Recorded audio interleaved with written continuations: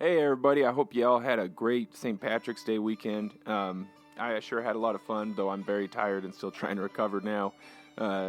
Happy to get the gigs, of course, as I'm sure we all are. It's harvest time for the Bagpipers, but I'm getting old for 2 days of gigging. Trying to recover from it now, but my intention was to have this episode out the Saturday after Thanksgiving. Yeah, I'm pretty tired. The Saturday after St. Patrick's Day, but I obviously missed it. I'm uploading it here Monday.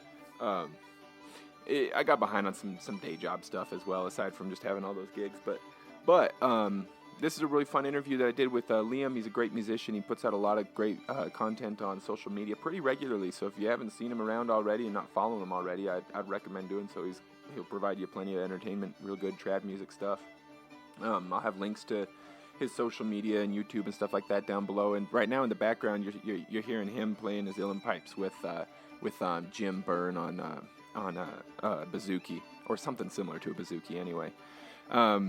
And that's part of why I wanted to release this episode for St. Patrick's Day, because it's uilleann pipes. It felt appropriate, but there I went and missed it. But anyway, I'm going to give away a gift card for bagpipeswag.com.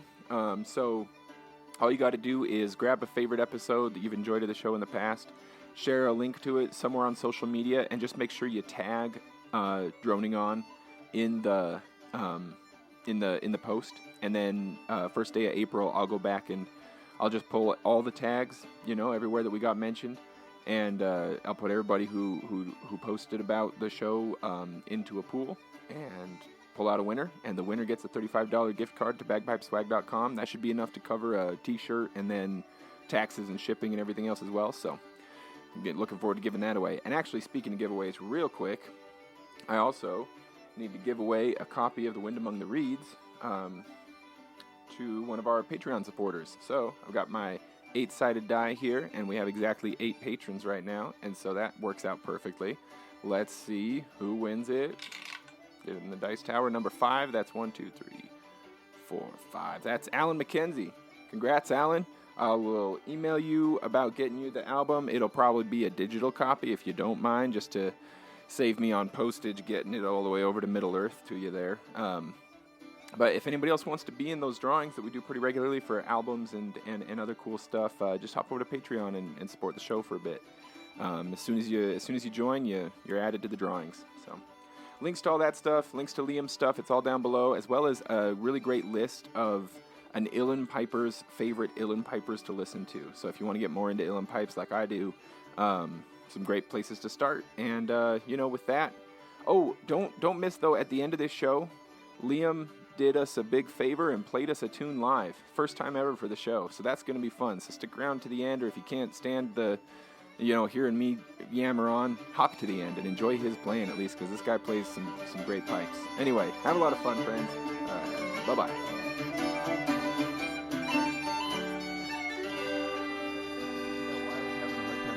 Horse trailer video. It's because it's on Neil Fitzgibbon's YouTube channel. Yeah, that's my cousin. Yeah, that's your cousin.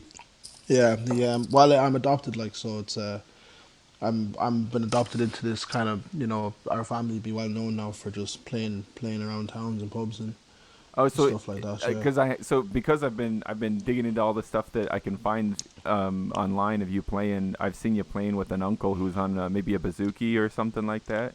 Yeah, that's Colonel Jim Byrne. Yeah. I got you. So is that the same family then? The same, the cousin. That's the cousin's dad, kind of thing. Oh well, no, it's not. It'd be his uncle as well. Gotcha. So it's the whole extended family, huh?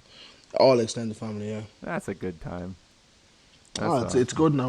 We just got back there the other day, where me and Neil were doing a project on the kind of history of the Midlands water on a little on the river that flows through our place called the River Shannon's, the biggest river in Ireland.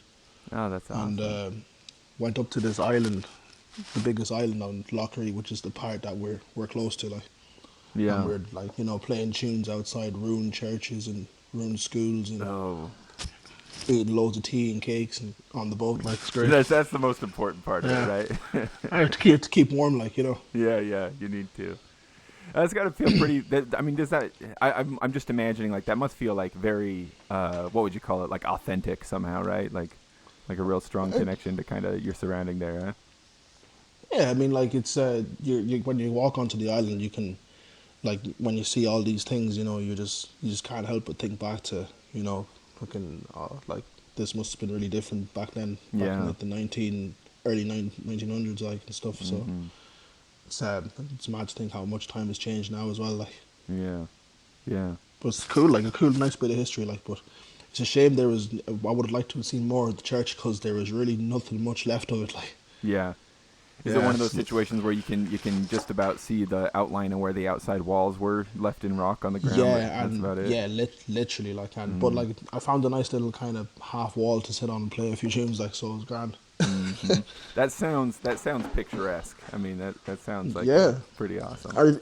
And he should be that should be going on YouTube, in maybe the next couple of months or something. So it's that's something to keep an eye out for as well. Like. Yeah, that would be awesome. That's sure. Part of so I mentioned the horse trailer video, and that's where I first encountered your music. And that I thought that was delightful. There was something about it that seemed like so. I mean, this is me as an outsider, never having been to Ireland or anything, just a lover of the music. Just it felt so. Oh, this is so Irish. This.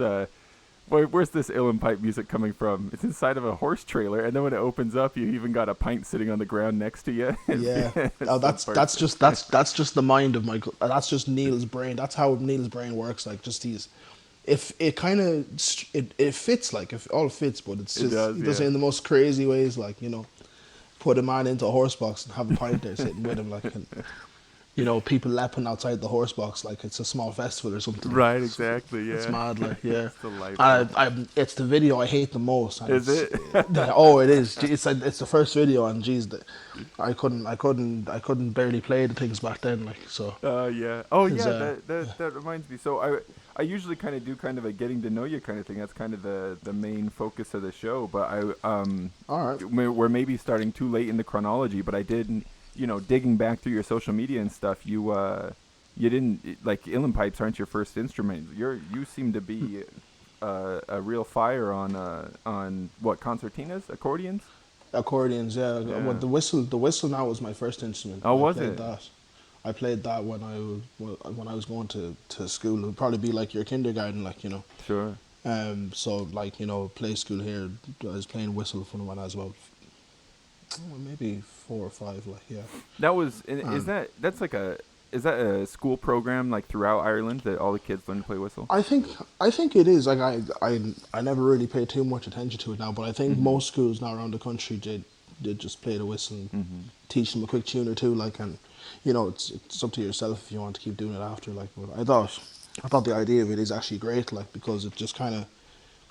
Like maybe from your point of view, it might just look like they're all kind of giving us a kind of tiptoe into the trad world, like with the whistles in school. Like. Right. Yeah. So it could be different. I think we're probably the only country that does it. Like so. Yeah, it makes sense. It seems like a good affordable way for a school district to do kind of a cultural awareness for the kids kind of thing, like give them all a connection. It's something nice as well to get their heads out of books and all that kind of stuff as well. Like so, I used to love playing the whistle. It means I didn't have to do maths or something. Get you a break. Yeah. Play a load of tunes and waste time. Like yeah. The part of what's delightful about this horse trailer video too, like you mentioned that you're adopted. Like I realize, Liam, like I've been under the impression sometimes that maybe Americans are more sensitive around this than other folks are. So if I'm tiptoeing too much, let me know. But I've never seen an uilleann piper with as much melanin as you have in your skin, and so that's part of the delightful juxtaposition, because it's not the visual that one expected. I'm pretty sure now there aren't too many of us about it. So I think there's another man in Cuba. I can't. I see. Hello. You. Hey there. Oh, I'm back again. Yeah, I got you. Did you get any of that? I'm afraid not. Sorry. It's all right. It's okay, because I thought I was like, Michael could have reworded that a bit better anyway. So yeah, back on up. Tell me what was going on there. I was saying, you're asking me. There's not many coloured Irish musicians or something, is there? Yeah, that's right. Yeah. Well, especially in the pipes, there's another coloured man that lives in Cuba, and I think his name is. Alexander or something, but he's very well known here, like up in the Peebrellan, who where the headquarters for piping is in Ireland. Yeah. And I think they had him out here one year to play music and stuff, and he was really good, like. Mm-hmm. So it could be me and him, like, I ought to message him. Haven't talked to him at all, like, but yeah, it's there's not many of us now, but it would definitely be nice to see more coloured people pick up any kind of Irish instrument, and yeah, or even like to amalgamate Irish music more with more Western type of instruments and music itself, like, Yeah, that kind of the sort of synthesis of different traditions coming together is always a lot of fun to watch happen.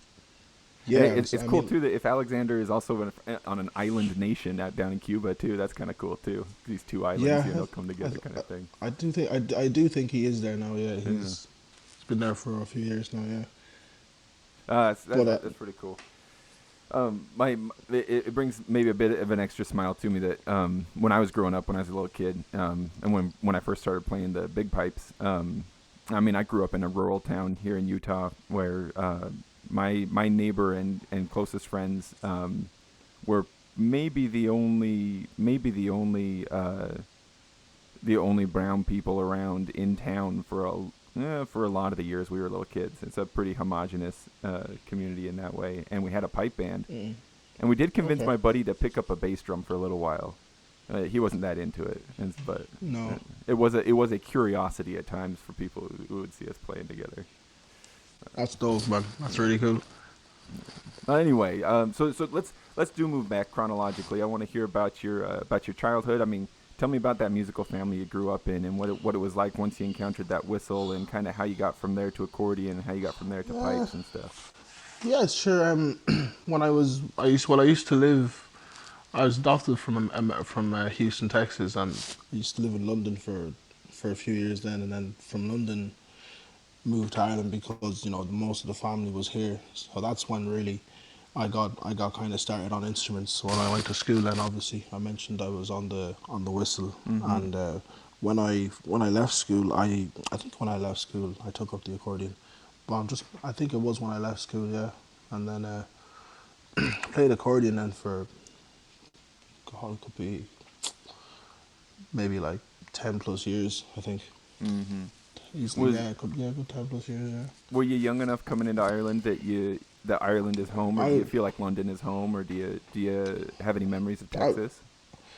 I don't have any memories of Texas, and I have vague memories of London as well, where I was. So I really have all my memories from here. So I was like 4 or 5 when I got here. So I saw you posted something recently. You'd been out playing somewhere, and you had put up a photo that, of course, I didn't know where the photo was, but I assume you were back in Ireland, and you were happy to be back home. Yeah, me and the band I'm in, we went to France. Did you? We went touring in France for a few days, yeah, and we're in this place called Chateaubriand. That's the only way I know how to say it. I didn't mean to sound like that. You sound more French than I could possibly hope to sound myself. It sounded very authentic. Good work. Yeah, but basically what it is, it's like it's like a twinning party between where I live, Athlone, and this place Chateaubriand. And every year, like, we go over there, and we play at different events and stuff, and like they're the hosts inside, so they'll come over here this year, and we'll be looking after them. Next year they'll be looking after them when they come over here, like. So it's a nice. I think it's been going on for the last couple of last few years. So it's it was my first time and the band's first time to go out there with them. So that's pretty cool. Yeah, it's nice. You and I are kind of coming at piping from different angles. Where, like, I have this vague awareness of a part of France. I feel like in Western France, where is it the Breton piping, Brittany.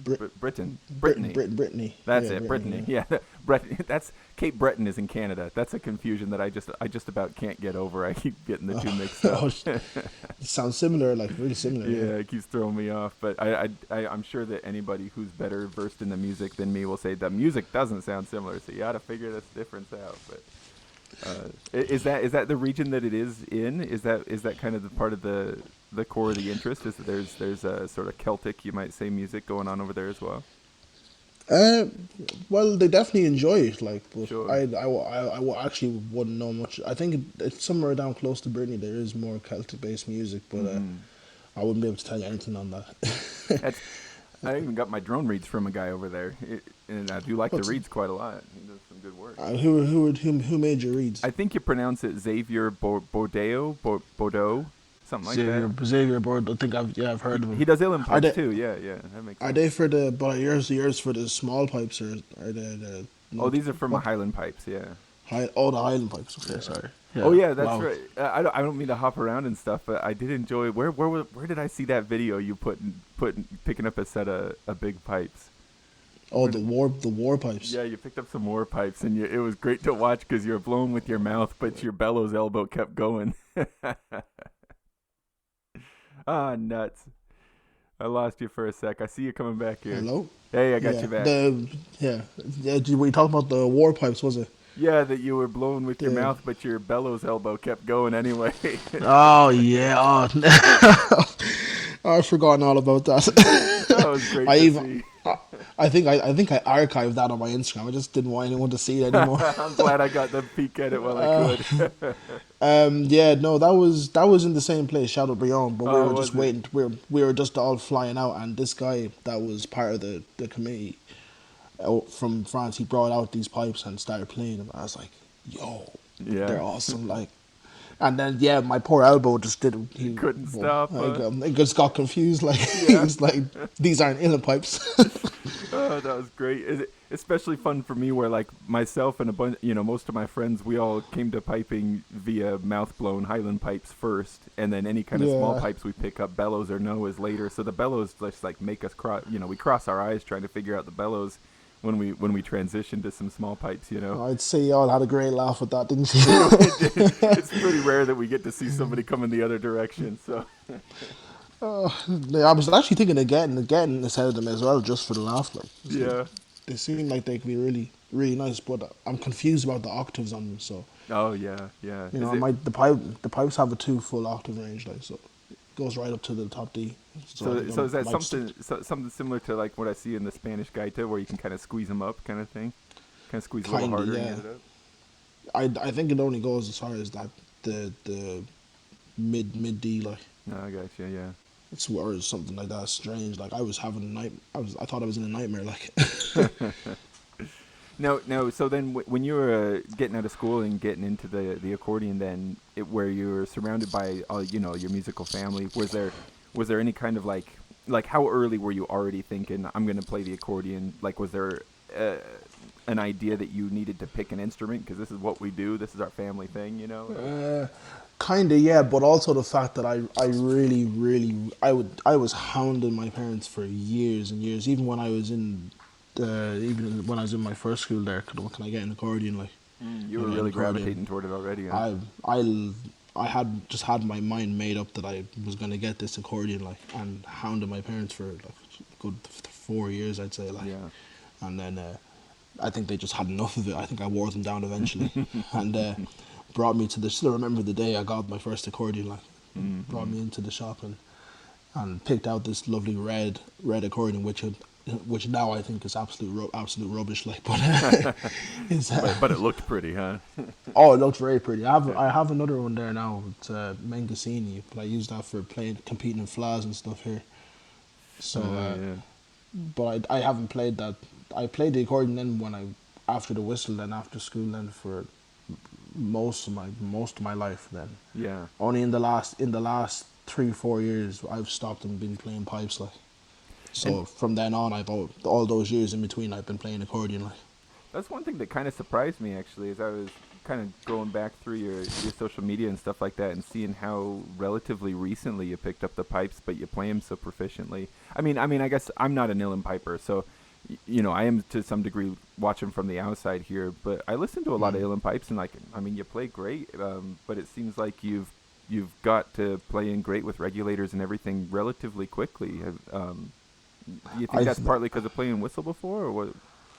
I think the fact playing whistle as my first instrument has definitely helped me with the chanter. Mm-hmm. But like I think the pipes, that particular bagpipe is more difficult for all the keys on it and everything. So Yeah. I think like I used to watch a lot of videos of like other pipers and stuff, like playing, and they'd be using the regs like in a certain kind of style. Well, there's different styles. Like you have the traveling style for a regulator, where they're smashing the A reg like all the time throughout the tune, and then you Yeah. have like the more generic where you're using more of the different keys and stuff and harmonies. But yeah, I just watched so many videos, and I eventually got a set of pipes. And when I got the set of pipes, I didn't bother going for a half set and then a 3/4 set. I just went from a practice set straight to a full set, You like, just went which for is it. which is just like I had like 4 different pipers. I was getting advice off there. Are like, yeah, I don't think you should do that. Like, Right. and I was like, nah. I was like, I'll give it a shot, sure. And then yeah, but it was just lucky because all over COVID, where nothing's really to be at. Like, so I was just watching videos and learning how they play the instrument, just trying to take bits and pieces from them and Right. apply them to myself. Like, yeah, so that's what I've been busy doing the last 3 years. Like, I think that horsebox video as well is a great kind of, it's still a great start point, because you can see then that was only a few years ago. Like, it's I'm a lot more comfortable playing on them now and stuff. Yeah. No, So it's that makes sense. Kind of so it's kind of our and marker on how and you've been progressing, huh? yeah, and they're also in tune. Now, They're also in tune, yeah. what about this family that you're in? Are there other pipers in the family band when you get together to play, or are you the guy? No, I'm the only piper. Yeah, Oh, yeah. yeah. Well, my cousin he had a practice set of pipes. But I think he played them for a short time because he didn't like them squeaking and stuff, and his friends would be jawing at him and stuff. And yeah, I think he just threw them in from then on. Like, Yeah. Yeah. Does it feel like, I guess there are so many things that are relative here, of course, like, I mean, uilleann pipes are such a rarity for me to encounter personally, like there are a few sets. hello. Oh, you're gone again. Yeah. Hello. Hey, I got you here. Oh, you're back again, yeah. Yeah. Why does he Sorry keep doing about that? I'm not sure. It's so strange. a little Maybe buggy. the foot. Yeah, Asher, look, it'll be alright. That's it. Not to worry. It's the luck overload once again. Yeah. It'll be grand, is what we say in Ireland. Grand. Grand. I'll just keep on downloading the files here, and then I'll just stitch them together later. It might make for a slightly less connected kind of conversation, but I'll make it work. It'll be fine. Yeah, we'll make do with what you have, like, it'll be grand. Yeah. Well, now, Liam, do you think the focus of the show is somewhat toward piping, so I don't mean to ignore your impressive accordion work at all, of course. But what? Oh no, there's nothing. That's all it about accordion, and it's finished. That's all it. Okay. Yeah, that's all she wrote. That's it, huh? You're on the pipes here from here on out, huh? Yeah, exactly. What do you feel Exactly. like? Do you feel like you can remember a moment that really sparked your interest in the uilleann pipes? Like that you went, oh, that's for me, or did it kind of build up over time? Well, I used to listen to the Chieftains and Paddy Maloney when I was of in course, yeah. was in my later years in school at Liam O'Flynn, of course, and the Seamus Ennis and the gods of piping, like, and I really didn't care about the pipes, but I loved the sound of the drones. Like, it's really strange. The drones they zapped me in, like, and then of course I grew to love everything about them. Yeah.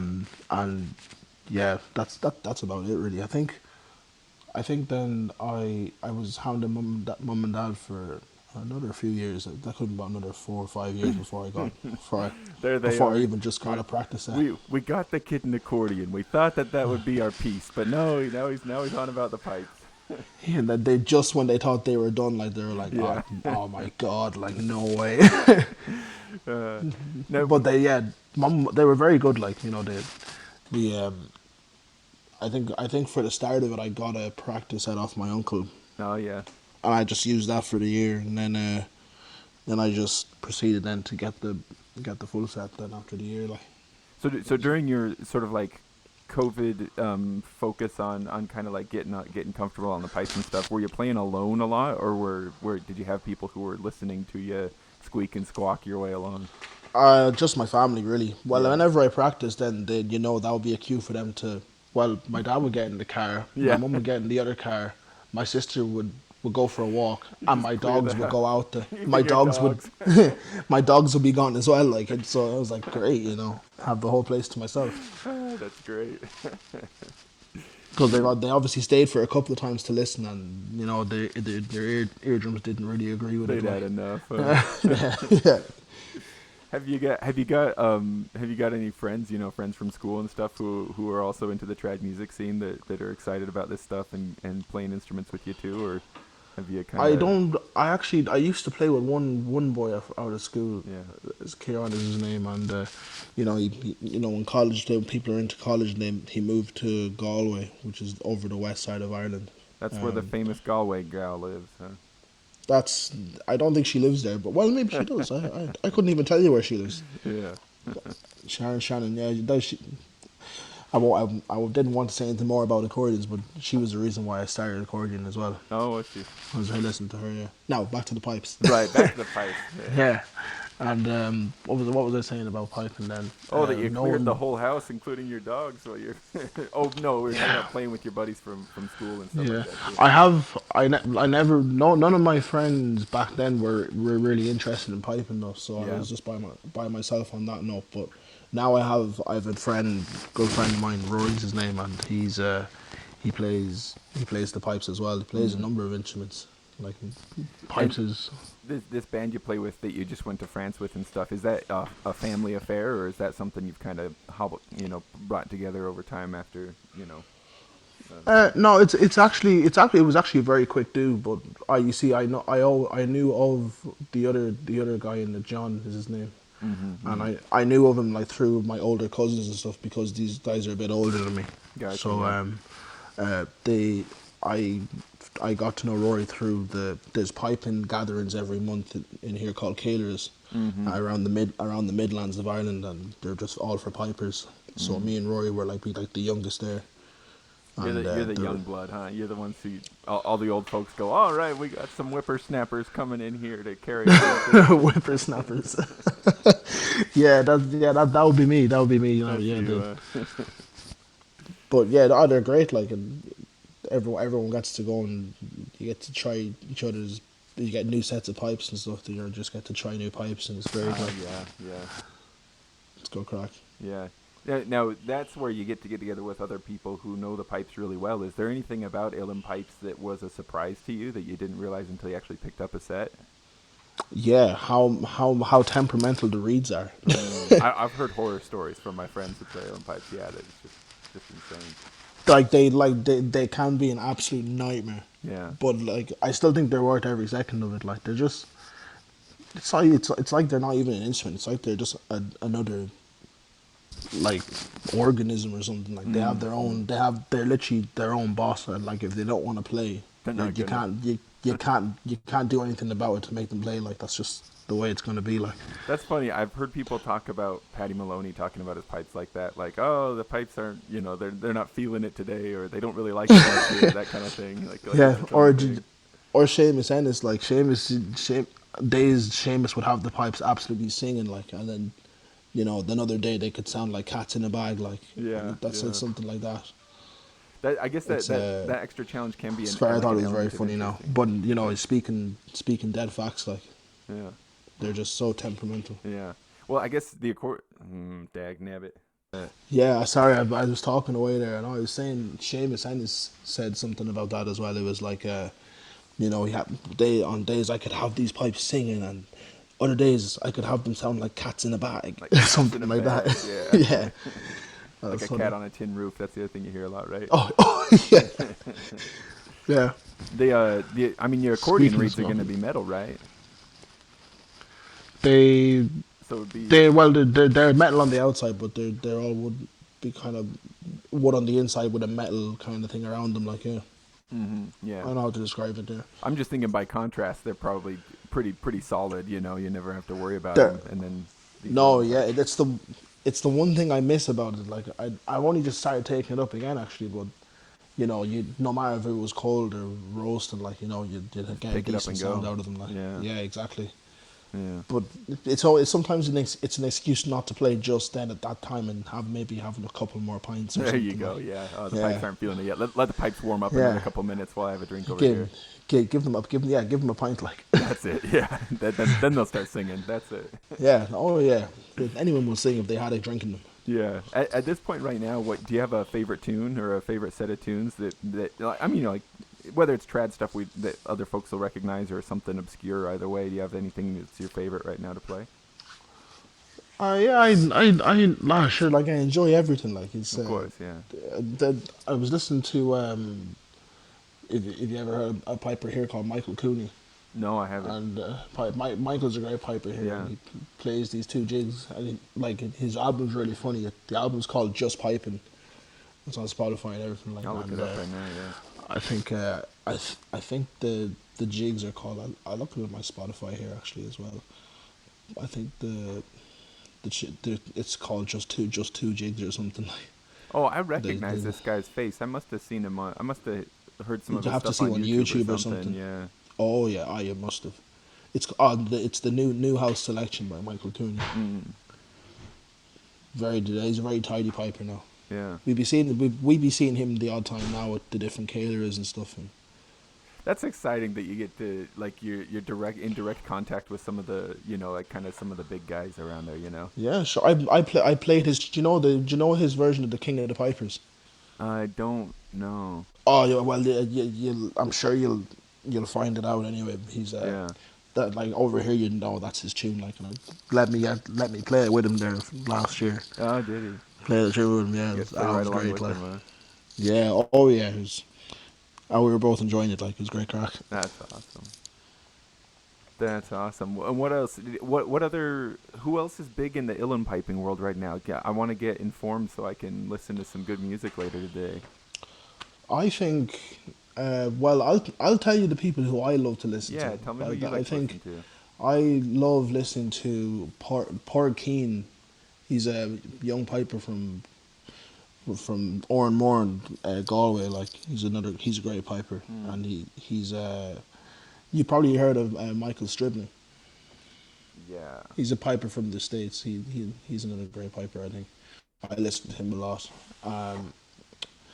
Well, do you know Ronan Browne or Jimmy O'Brien Moore? I don't think so, but I'm looking all these up as you talk. I love uilleann pipes, but so much of my listening is informed by highland pipes and then Scottish small pipes. So this is exciting for me. I'm diving more into this right now as you talk. Blackie O'Connell is you won't regret it if you ever look him up. Blackie O'Connell, I do know, yeah, for sure. Blackie Definitely O'Connell listen to Blackie O'Connell. Who else is there? Robbie Hannan. Don't know Robbie Hannan. Here's another one I'm looking up right now. Yeah, Robbie's a great piper. Mark Redmond. You ever heard of Mark? No. Mark is from Gorey, Wexford. Mark Redmond. Mark Redmond. He's a great piper now. Gotcha.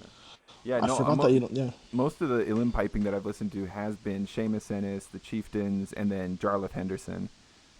Jarlath's great as well. Okay, I'm about to broaden your yeah, this is your exciting. Piping. Yeah, these are because I have a liked videos on YouTube are just all of different pipers and stuff like. So that's the that's your you go through your sort of your history. It's all piping stuff. Yeah, and just about 700-800 videos of just piping safe like. That's awesome. He's a bit of a sucker, like, but yeah, we know what you're into, don't we? Yeah.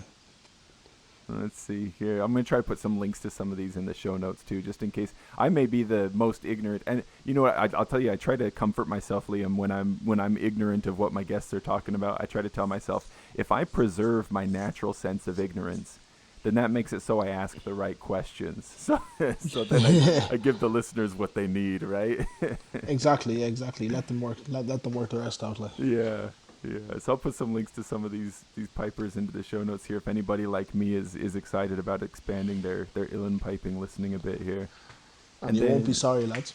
On the other end of this, Liam, are there any tunes or sets that you've got in mind that you think like I'm going to learn that someday? That's kind of like the holy grail right now that you'd really like to get to there where you could play that tune that you heard? Well, I sat down. What was it, yesterday? And I went through this set dance. It's called the Ace and Juice of Piping. But it's not the one that that most people play. It's a different one. It's like it must be like a second version of it or something. I was learning that there yesterday, and I think I have it off. Like when you're learning, are you do you feel like do you learn most by reading music or dag nabbit here? Hey, I got you. You're the Ace and Deuce of Piping, right? Yeah. Yeah. When you're learning tunes like that, do you like to sit down with the written sheet music in front of you, or do you listen to it a lot and just kind of follow along in that way? No. I haven't read a sheet in the music, and I haven't read a sheet for about probably when I was in school, like. Yeah, like Tin Whistle days. Well, I was about 14 maybe. That's probably the last time I looked at a note. I always listen to it, and then I'll just remember it, like. That's awesome. Put it into play from there, like, yeah. Somehow that feels like the most authentic way to play trad music. I feel like because you get to hear the tune and like how it's actually played, so you can kind of then vert that onto yourself and how you'd like to play it, like. Well, that's just what works best for me. But like I know some people can't. To go off the top of their head, that would be extremely difficult, like, Yeah, sure. It takes all kinds. Yeah. Everyone likes different things, so certainly. Yeah, definitely. If money were no object, what about kit? Where you've got your full set of pipes now, but is there a maker out there, or is there? I don't understand entirely the mechanics of uilleann pipes. Like, are there additional regulators that you'd still like to add to your set? Like, absolutely. And is that something you dream of? You'd like to get more stuff on there? Yeah. So now I have 3 regs, like it's like a full set, but you can get. I think you can get 5 or 6 regs. 5 regs. You get an E reg on beside the base, and then you get another load of regs on the inside. And you can get like 4 or 5 drones as well. Like, the standard has 3, but you can get like 4 or 5. Yeah, more. They're like master sets now. Like they're. Yeah. But definitely maybe someday I feel like I could expand my knowledge to understand more of what's needed to play something that kind of big. Yeah. Say, like, that's a lot of wrist movement, man. I watch some pipers playing. In fact, I think an image of Seamus Ennis comes to mind with their wrist moving around so much that I think it looks like Carpal Tunnel City. There's so much wrist bending going on there.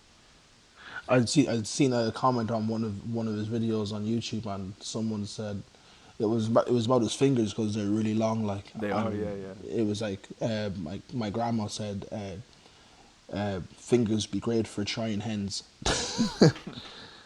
Fingers be great for trying hens, huh? Yeah. I thought it was grass, like. No, when it comes to like kit too, like, I don't know, amongst us Highland pipers, it's like there are a few makers that it's like, we know real well that like that maker makes a really good workhorse kind of pipes, that'll last you, that'll work well in bad weather and all that. But then this maker kind of makes the luxury stuff, Is it same in the uilleann piping world? Like, is there a relatively short list of makers that everybody knows of, or is it kind of democratic where there are a lot of people making them?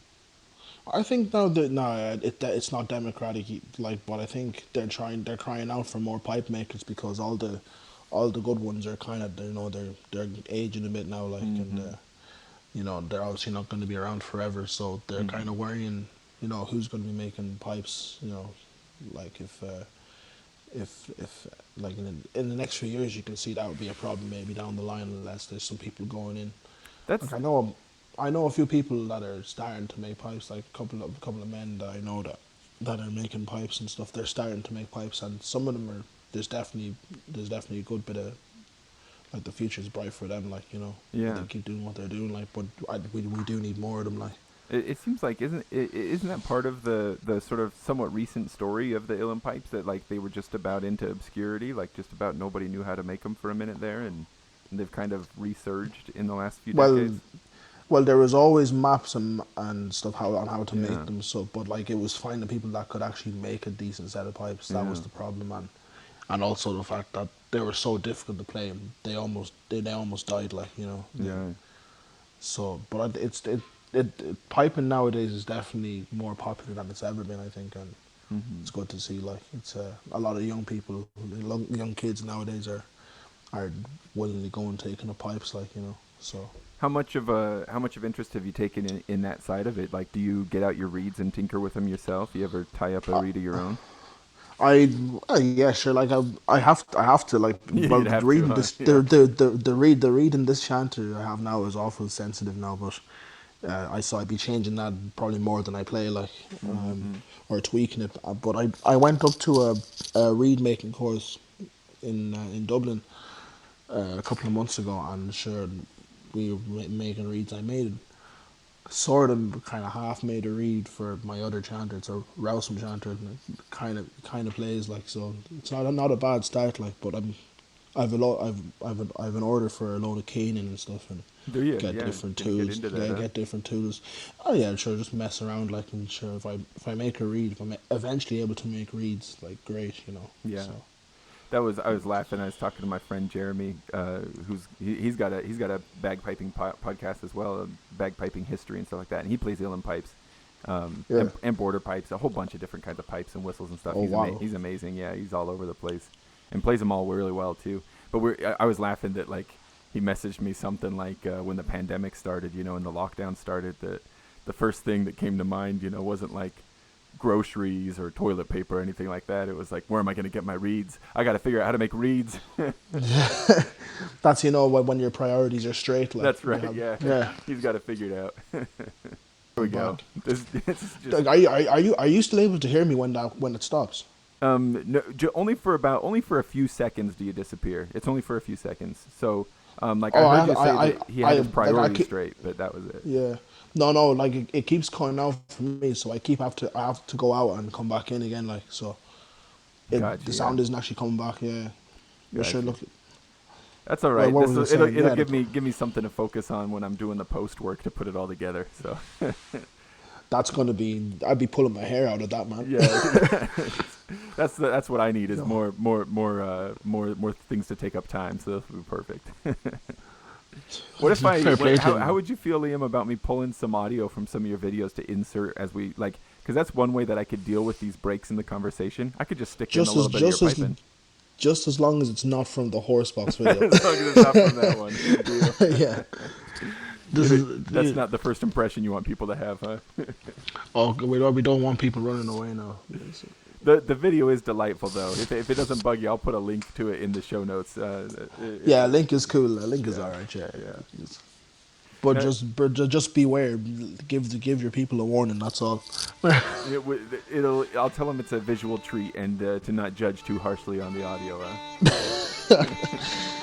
If they want to go and look at more recent stuff, then their ears will be a lot more at ease.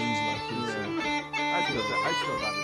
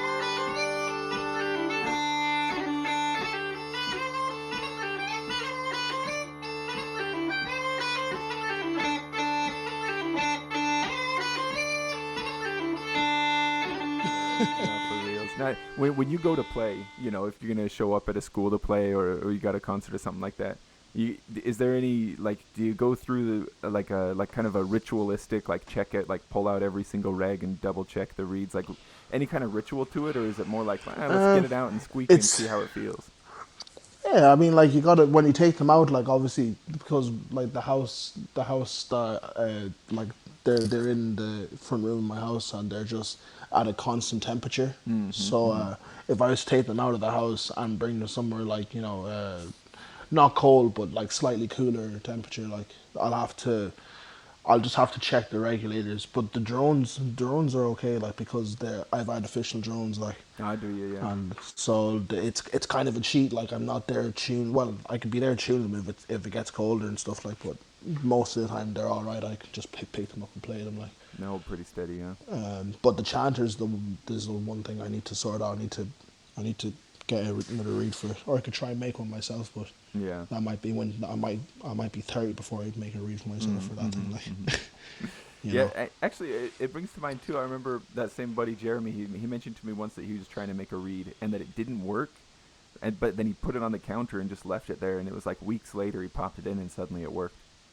Yeah, you just have to let it kind of sit. You have to let it. Apparently, you're meant to let them sit for a while as well. So yeah. I don't know. Sure, I could give it a shot anyway. But what about what you think? Do you think you'll ever get a what do you call that tool that spins real fast? I even have one in my garage, and now I can't think what it's called. A lathe. Do you think you ever get a lathe and try making a set? A set? Yeah. No. That's a bit beyond, huh? I think, plus because I'd probably be wasting my time, and then second of all, if you get your finger caught in something, how are you going to play then? That's true. That's a good point. I wouldn't obviously it can be done, but I wouldn't have the coordination to do that and not hurt myself. Have you ever felt that way, Liam? I wonder how many of us pipers and whistlers and accordion players and stuff feel that way. That man, and I'm not trying to make light of any sort of accident that someone might have that puts them where they can't walk or something, but how many body parts would you be willing to give up before you'd give up your fingers? You know what I mean? Would you give up your sense of sight before you'd give up your sense of hearing because of what you do? You know what I mean?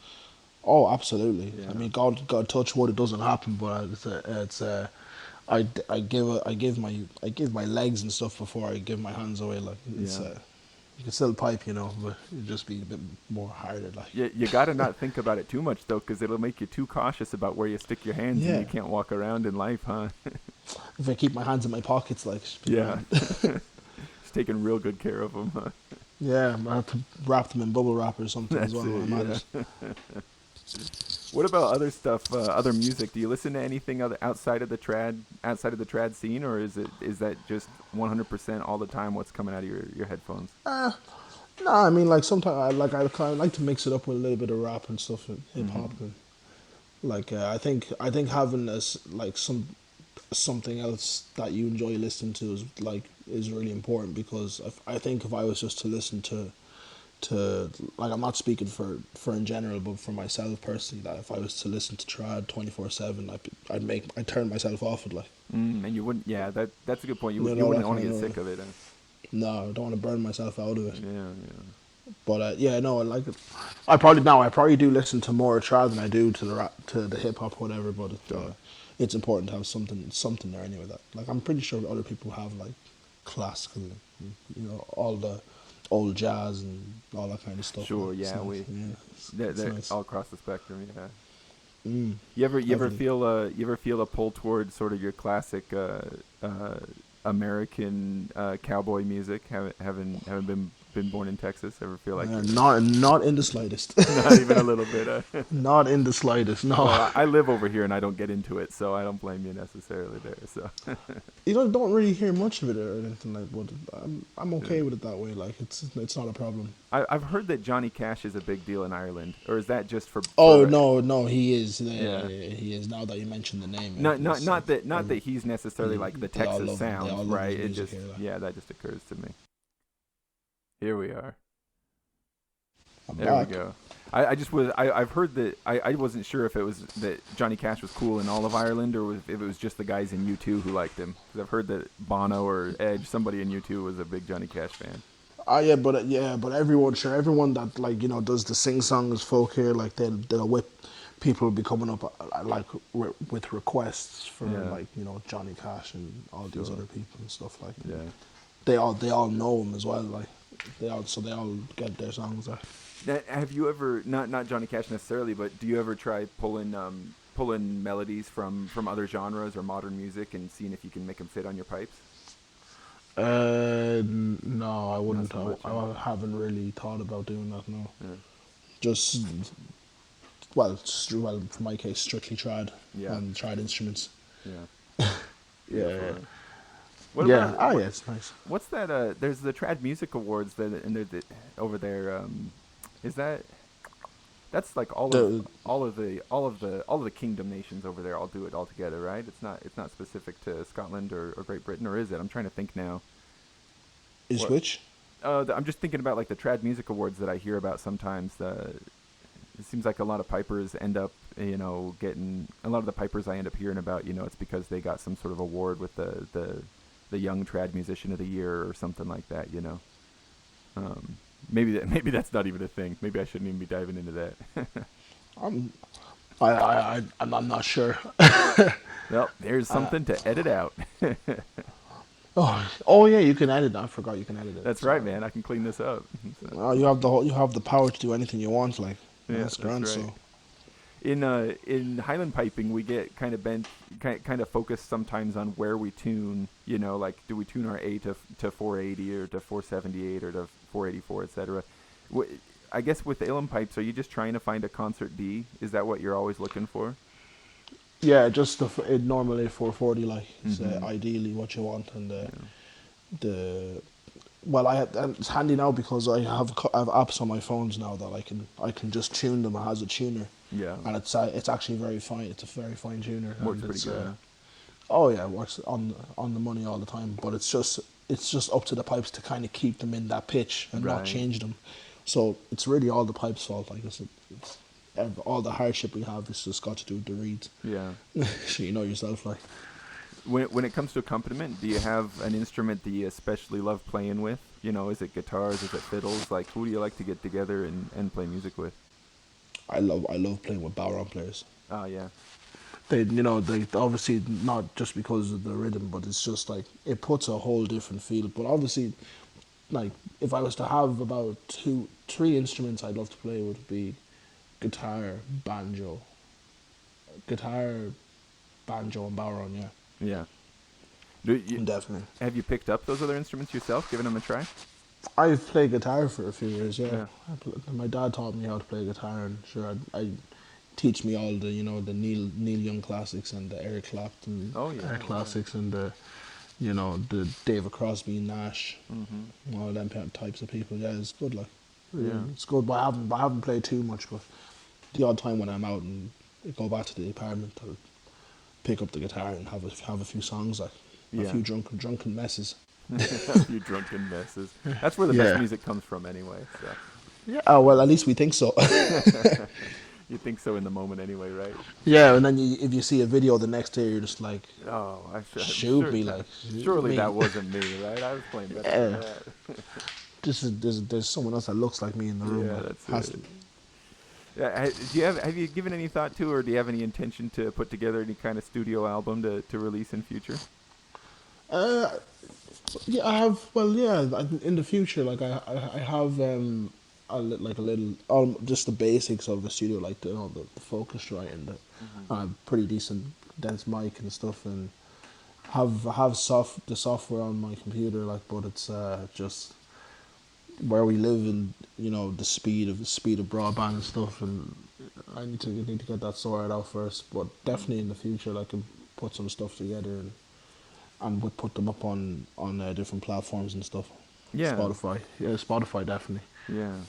Well, and Like on that note, right now, where people want to go to hear you playing, I'll make sure there's links to your YouTube channel, your Instagram. Where else have you got stuff going up? I only just started on TikTok as well. Gotcha. It's just the exact same name for everything. Like that you made it easy for us. I appreciate that. Yeah, no, because the name is hard enough. So least I can do is give you the same name across platforms. I should have asked you. Do you pronounce that? Is it Liam Winnett or do you say Winnett or Winnett? Yeah, Winnett. Yeah. It's after my dad's name. All right, so I'll have that. That'll be in the show title and in the notes. But just in case anybody listening wants to be able to look it up, that's Liam Liam Winnett Winnett. Yeah, and then music at the end of it. Music, that's right. Yeah. Well, what else, man? You got any other shows that are coming up that you're looking forward to? Do I have any other shows? I could potentially be going abroad in the next week or so to play at an Irish festival, but I'm still waiting on word back as to flights and. You stay pretty busy, huh? It seems like in and out a lot. Not intentionally. Yeah. I know, but it's good now just to be getting around and doing stuff after the while of just doing nothing during COVID and stuff. So is it looking like music could be your full-time thing going forward, or are you having to pick up a job in a shop somewhere? Well, I think I'm allergic to 9 to 5s. Oh yeah. So you and me both, I think man. I'll do anything I can to stay out of a normal job Yeah. Playing music. I got you. So you're allergic to 9 to 5s. You'll do about anything you can to stay away from that. Oh, you heard that? Yeah. Yeah. I would. I don't know. There's just something. I've never really had 9 to 5s. When I was younger, I did rugby and stuff, kind of professional, and. Were you about the biggest kid on the rugby field when you were a kid?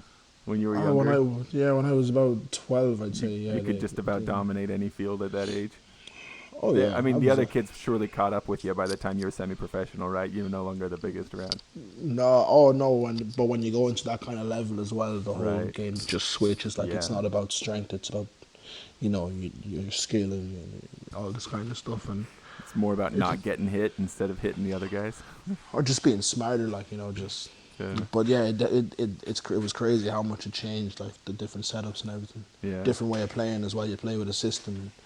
Back at that kind of early age rugby, you just run at your opponent and try and smash him. It's very different. It's just the ball's a magnet and everybody pumps to it. Yeah, exactly. But now it's just when I'm not doing it, and I do music, so I try and do catered events and weddings and funerals and stuff. Yeah. It's all right. It's grand, but it's not going to be enough now to fund my next set of pipes. So yeah, right. And once again, you've got your priorities straight. You know that's what you're looking for, right? Yeah, absolutely. You can find one of those sets of pipes that when you put them in the trunk of your car, the pipes are more expensive than the car that you're using to drive to the gig, right? Absolutely. I have a B set coming as well, so I have to work out how that's going to work out. Yeah. We'll do another podcast and I'll play the B set for you. Yeah, deal. Does the B set take the pitch down to B or does it take it up to the next B? No, it's another set of pipes, but it's a much bigger set of pipes, because it's going down right? Pitch. Yeah, it's going down. So they'll be a bit bigger now, but a lot easier to play and they sound nicer. Do you think is that part? I mean, your physical stature, you're bigger. Do you feel like that's why it's going to be easier? Is because you're going to fit those pipes better? Whereas, a little guy like Seamus Ennis maybe fits into your standard set a little more easily. Or Paddy Maloney, he was a tiny little guy. Maybe he fit into his pipes. That's a good question, because I think the D set is definitely it's a bit small for me now, but you see I got it second hand, so I didn't really have a choice. Sure, yeah. But the B set, I played a B set up in Dublin, one of the old coin sets once, going back to about 1830, that was made by Morris Coin. Oh yeah, I saw a picture of that museum piece. Yeah, that set, that's 193 years old, I think. That's amazing. Did that stress you out to be touching that? Absolutely not. Sure, I was eyeing it up the second I got there. I'd seen it before, because I'm in and out of there the odd time, like, so. Yeah. I always go and see what pipes they have. They've a crazy set of pipes in there. There's like 4 or 5 regulators, and it's like an RLO mealy set or something from like 18 something, like. Oh, that's amazing.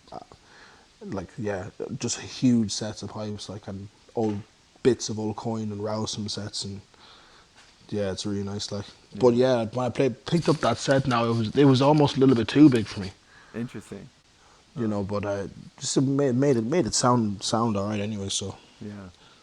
But that's my set. It's been designed off that particular set that I played in Dublin. Yeah. Oh, that is pretty exciting. Yeah, man. I'm gonna post I'll put audio throughout this where I'm editing it together, and I'll just stick in some audio you play in here and there. But it's all gonna be on a D set. So once you get that B set put together, let's get together. I want to hear some of that. Yeah, man. Like, talk about it. I'll be flooding social media with anyway. So yeah. Be plenty to take off in here. Well, that feels like a good natural spot for us to just say, like, hop out there and follow Liam Winnett music, and I'll take the episode out on another tune of yours too. Okay. Yeah. Cool. And now, because I'm going to be editing everything together later anyway, Liam, is there anything else you'd like to talk about, and I can go back and stick it into the episode? I'm not sure now. Is there anything else you want to ask me about? Like, what else is there about piping now that I? What do you think? Well, I'm curious what you think as a, you're an uilleann piper. Is there anything that you see in where most of my listeners and myself as well are coming to the world of piping in general from the highland pipes, right? Yeah. What do you feel like are the big differences between the highland pipes and the uilleann pipes? Whether that's the instrument, but also the mentality behind playing them, the style of playing them. Is there anything about highland pipes that calls to you that seems interesting to you, or do you feel like you've already found the golden pipe? Why would you go back to anything else? I feel like every there's no doubt about it that every type of bagpipe is very unique in its own way, like. Sure. But I feel like the uilleann pipes probably be the is complex the right word? That makes sense. Yeah, because they have all these additional keys, and and some of the old master sets, you'd get dizzy looking at them, like. I haven't really seen. I've only really seen the Scottish pipes and French war pipes and uilleann pipes. I've seen the French hornpipes, whatever. But yeah, they're a bit strange, like. But I'm like, there's. Oh wow, sorry, I better close my blind. Oh no, that's right. Yeah. But there's just a whole huge variety of pipes that I haven't even seen or ever looked at. But yeah, sure. I think definitely the bagpipe and the uilleann pipes are the best pipes anyway. The two of them will probably be the best. There you go. That's nice of you to say that, knowing that most of us listening here are. And we're back. I got you. Yeah, I caught you saying that the bagpipes and the uilleann pipes are probably the two best. That's very diplomatic of you too. Yeah, because I don't want to upset anyone. That's right. I know, but they probably are definitely the two main pipes anyway. It seems like the two most known, right? The two that most people have heard of. Yeah, definitely. Yeah. All right, on, man. Well, I'm gonna edit this together. It usually takes me, as long as it doesn't bug you, Liam, it might not be till beginning of next year that this actually comes out. Yeah, that's no problem, man. Speaking of being allergic to 9 to 5s, I do have a normal job, unfortunately. But right now, I figure if I can ever figure out a way to make piping pay the bills, then I'll go to setting out an episode every week. But until then, I'm only going every other week, so I can keep up with other stuff. So. Yeah, it's not easy now, but I feel like I can do it. Like. Yeah. Bit of self-belief never hurt anyone. I think you can, Liam. I mean, like I say, just to, of course, I'm not an uilleann piper. It's like I'm maybe not the best judge, but I enjoy your music, and so if that's any sort of indication, like, obviously you're picking up gigs, so I think you're gonna be okay. Oh, thanks. All right, well, hopefully now. We'll see now. Would you like a tune before we pack up? I forgot that we'd mentioned that you could play for me live. Yeah, give me a tune. And we'll go. I have them. Yeah. I have and what I might do as well, I might go out of the chat and come back in so it doesn't cut out mid tune. That's a before good I start. idea. Yeah, let's get a fresh start here. Yeah. Yeah. It's a good call. And then we can just crop that then. Yeah. I have them here now, so. Yeah, other spots in the show, I'll pull recordings off your social media and stuff. But this will be great. This is live for the Droning On podcast, so I like that. Droning On podcast. This is about as good as it gets, I think. That's right. I think it is. Yeah, right on brand. Okay. All right, I'm gonna come out and I'll come back in. Perfect. All right.